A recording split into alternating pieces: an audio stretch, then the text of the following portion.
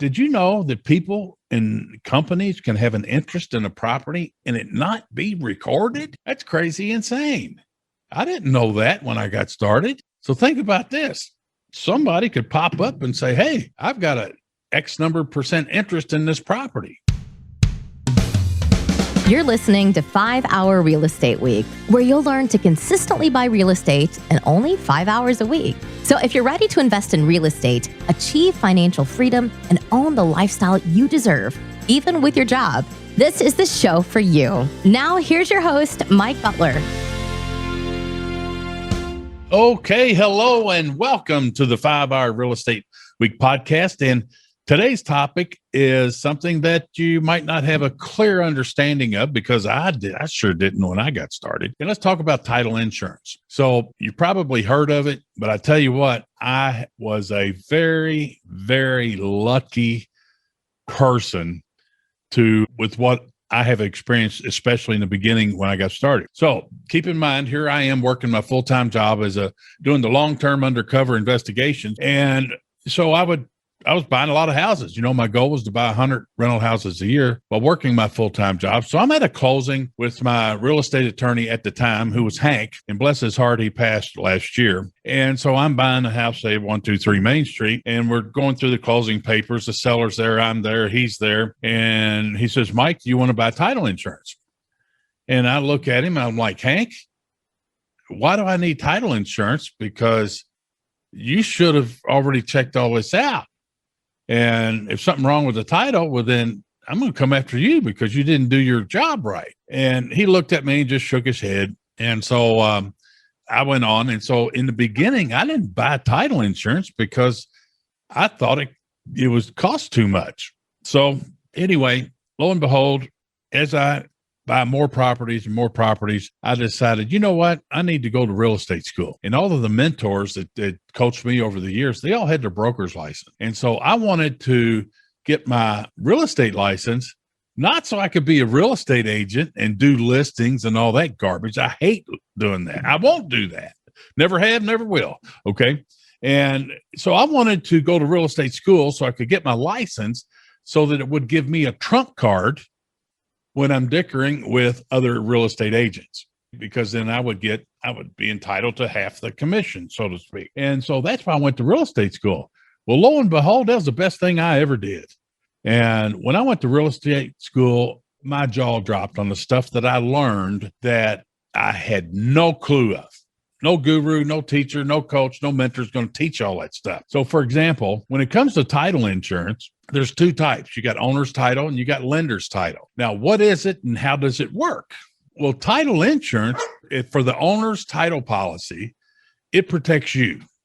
And how does it protect you? Because when you sell a property, let me rewind there. When you buy a property, you need to get title insurance. And here's why. Because it protects you. So if something is wrong with the title, your title insurance policy kicks in and takes care of all the legal stuff for you. And you say, well, okay. But here's the thing I did not know before I went to real estate school. Did you know that just going to the courthouse and doing a title exam, a title search, or whatever on that piece of real estate, did you know that that is not the Bible? So just because it didn't make it to your county courthouse and get recorded in the courthouse, there could be people who have interest in that property that it never got recorded. That sounds insane, doesn't it? Almost unlegal. Well, my jaw dropped on that. So you're telling me that I can buy a property and the closing attorney or escrow or title company, they can do a title exam and it comes back clean. It looks good. They can, and it's so good, they could issue a title policy to me. Well, I'm like, if it comes back so good, I don't need that. Whoa, look what happened. So back around 1996, I guess it was. So I must have been going to real estate school about 1994, maybe. Okay. I'm guessing 94, 95, somewhere in there. But anyway, so I'm taking this class and I end up passing it. And I get my agent's license and I go on and get my broker's license. But anyway, so the first time, back around 1995, 96, I bought an old country club. I'm calling it old because the house needed to be updated and all. And at that closing, I actually purchased owner's title insurance. Okay.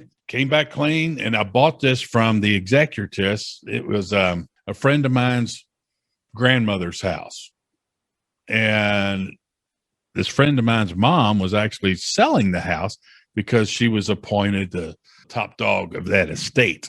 And she had brothers and sisters. So anyway, this house needed a ton of work. And so I bought it. I got a great price on it. And so what do? I immediately send my crews in there to start working on it, upgrading the bathrooms and the kitchen and ripping out all the flooring, blah, blah, blah. So, just a good old fashioned rehab because it's going to be my home for me and my wife and my daughters. So I'm working a full-time job. So I'm not over there every day.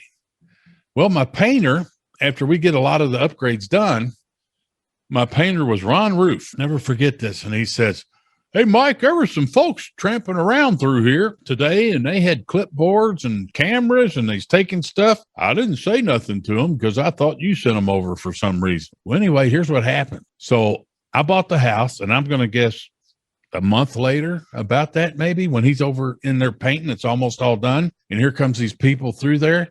It was a combination of like an appraiser, an inspector. I don't know who they were. I have no idea. But here's what happened. So they get this information, obviously give it to the heirs of the estate. And they said that my buddy's mom sold the house for too cheap. And now they file a lawsuit. Well, they file a lawsuit and they put a lien on this property when they file a lawsuit. Oh my gosh. I was flabbergasted. So now here, I bought this from an estate. The people involved in the estate got ticked off at their big sister, and then they filed a lawsuit because she sold it too cheap. They didn't sue. I guess they sued her. I'm not quite sure, but they put a lien on the property. They sued me and all this. And so I'm kind of freaking out. I ain't never had this happen before. Yeah, there's a big, nice home, and we've done a ton of improvements on it, probably well over $100,000. And I just lost it. I lost it. So what I did is I called my attorney that did the closing. Then we get a hold of our title insurance company and blah, blah, blah. And so long story short, I called my real estate attorney to get him involved. The title insurance company says, if you use him, then we're not going to represent you and take care of this case because you got to use our attorneys and do what we say. I said, okay, all right, title insurance. Long story short, title insurance company took care of everything. I don't know if they paid them any money. I have no idea what the result was, but they made it go away. Wow. Now keep in mind, had I not gone to real estate school and learned about this title insurance stuff, I would have not had title insurance on that new home that I'm buying for my family. And I'd had a major lawsuit to contend with that really didn't have anything to do with me. It had to do with the estate and their heirs and all. So that's pretty interesting. Now get this. I don't know if you know this or not. I thought that when we buy something, they go do a title exam on the property and all this. They look for everything at the courthouse, looking for liens, who has an interest in it, blah, blah, blah, blah, blah. And we all assume that. And that's what we've been told as an investor, especially just getting started off. But did you know that people and companies can have an interest in a property and it not be recorded? That's crazy insane. I didn't know that when I got started. So think about this. Somebody could pop up and say, hey, I've got a X number percent interest in this property. Well, it never made it to the court. That knocked me on my butt. So I said, whoa. So I just told you the story about my home there on Silver Ridge and how title insurance, the first policy I ever bought, actually protected me. So let's dig into how it works and what it does and why you got to have it. So there's two types of title insurance policies. One is called an owner's title insurance policy, which protects the owner like it did me when I bought that house from that estate, my new home. Okay. And ever since then, I bought title insurance on everything that I buy. Now, there's also another type of title insurance called lender's title insurance, and that one protects the lender. Okay. So as a hard money lender, when I was loaning money, I had $2 million on the street when 2008, 9, and 10 hit. But every time that I would loan money to an investor to do their investment, I made the borrower buy my lender's title insurance. Now, why do I want lender's title insurance? Because if ever I wanted to sell that note You've heard folks talk about buying paper and buying notes and mortgages and things like that. Well, if ever I wanted to buy a note from somebody, you're going to do your homework just like you do when you buy a house or a piece of real estate. So I'm going to look at the borrower, what's their payment history, their track record, how secure is that loan? Is it done by some fly-by-night outfit? Oh, it's got lender's title insurance. I love that. That's a feather. Okay. So whenever I would loan money to an investor, I always made them, the borrower, pay for my lender's title insurance policy. Okay. And so how does that help you? Well, let me tell you about what I learned in real estate school, and it goes just a little bit farther in. Okay. Most of the time, I'm going to say 20 years ago, it was very normal when a seller sells a piece of real estate, a buyer buys that house, and what kind of deed do they get? It'll say general warranty deed. Now, what does that mean? A general warranty deed means that you guarantee, the seller guarantees that title forever in the past since that dirt was created. And they're guaranteeing that. Okay. Well, remember what I told you. People can have an interest in that property and it's never recorded at the courthouse. So I would always buy title insurance after I learned that big lesson. Okay. Now, what you'll also see is what's called a special warranty deed. And if you're buying foreclosures, you're buying bank-owned properties and doing short sales or whatever and all this and that, many times you'll see a business or a financial institution, if they own the property and they're selling it to you, they'll give you what's called a special warranty deed. Now, what does that mean? That means they only guarantee the deed for the period of time that they owned it. Special warranty deed. Okay. Now, if you buy something and wholesale it, or you buy something and fix it up and sell it, do you have to give a general warranty deed? No, you don't have to. Okay. What could you do a special warranty deed? Absolutely. Which means I just guarantee the title for the period of time that I owned it. That's a special warranty deed. Okay. Then we get down to the last one here. It's called a quitclaim deed. Okay. And a quitclaim deed was originally intended to be used like in divorces, where you got Ralph and Sally, they're married and then they split up. And so Sally's going to keep the house and Ralph signs a quitclaim deed, giving his portion to Sally. Now she has it all. Okay. That's what it was intended for. But there's a lot of squirrels out there and people using this the wrong way, and it can cause you a lot of problems. And here's what's interesting about a quitclaim deed.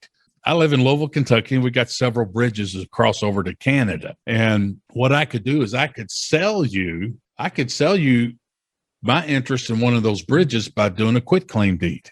And what it would say is, Mike Butler here, if I have any interest or future interest in this bridge that crosses the river there, you can buy my interest out, okay, and any future interest I'll sell it to you for $25,000. Is that legal? Yeah. Is that a crime? No. It's a quitclaim deed. So that may sound weird. Don't worry about it, but just acknowledge you heard about it. So title insurance, I recommend you must get it on every property you buy.